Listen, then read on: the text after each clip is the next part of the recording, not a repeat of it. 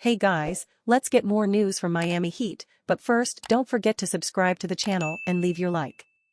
Miami Heat fans continue to celebrate Duncan Robinson cooking Victor Wembanyama during Heat Spurs game.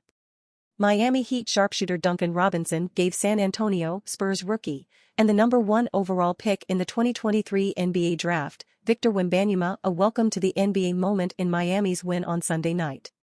Robinson drove baseline on Wembanyama, and he faked as if he was going to head back towards the three-point line. The fake caused Wembanyama to commit and lean toward Robinson, who then sped past the big man for a layup.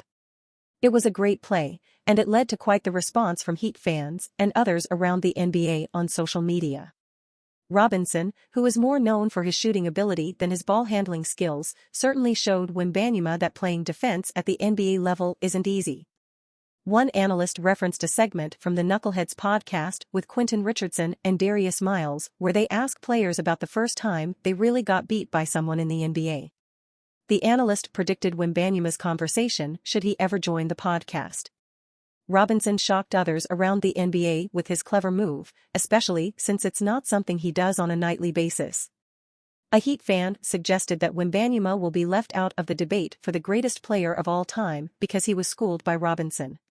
Mike Ryan of the Dan Le Batard Show with Stugotz took it a step further, comparing Wembanyama's stats early in his career to the likes of Robinson and Charlotte Hornets guard Terry Rozier.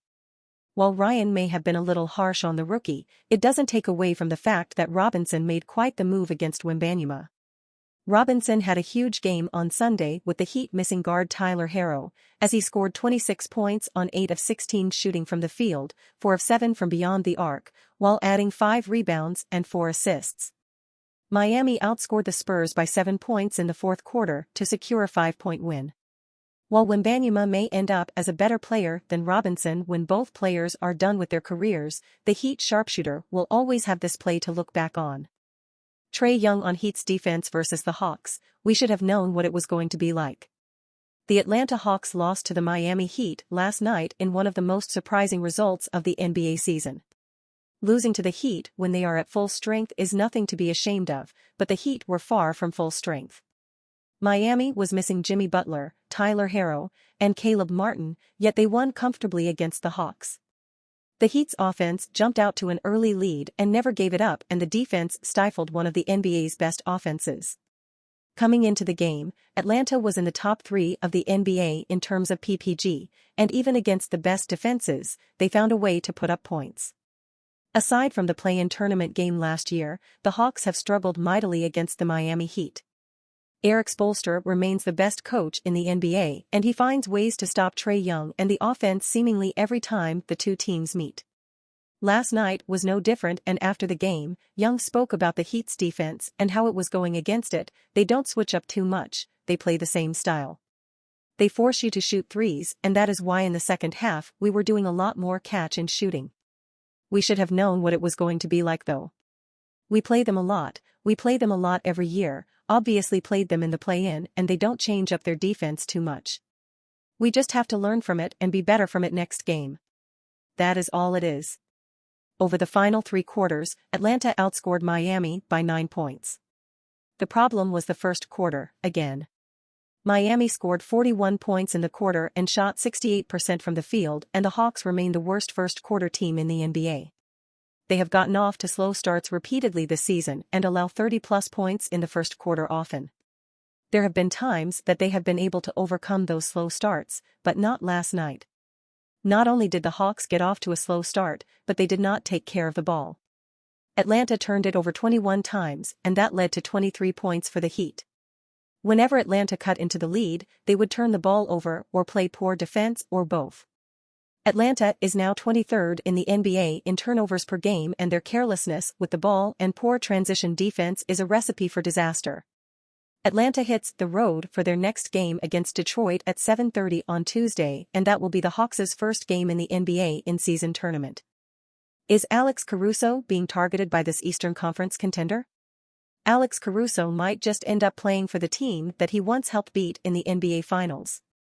Sean Devaney of Heavy Sports recently spoke with an anonymous Eastern Conference executive who said that the Miami Heat are eyeing the Chicago Bulls guard Caruso as a potential trade target. They need a guard in the worst way, the exec said of the Heat. They have got to be concerned, and if the Bulls let it be known that Alex Caruso can be traded, they'd have to be the first in line. He is a Miami head coach, Eric Spoelstra kind of guy all the way. They have an eye on him, for sure. While he averages less than 8 points and 3 assists per game, Caruso is arguably the NBA's premier role player and indisputably one of the NBA's best and smartest all-around defenders.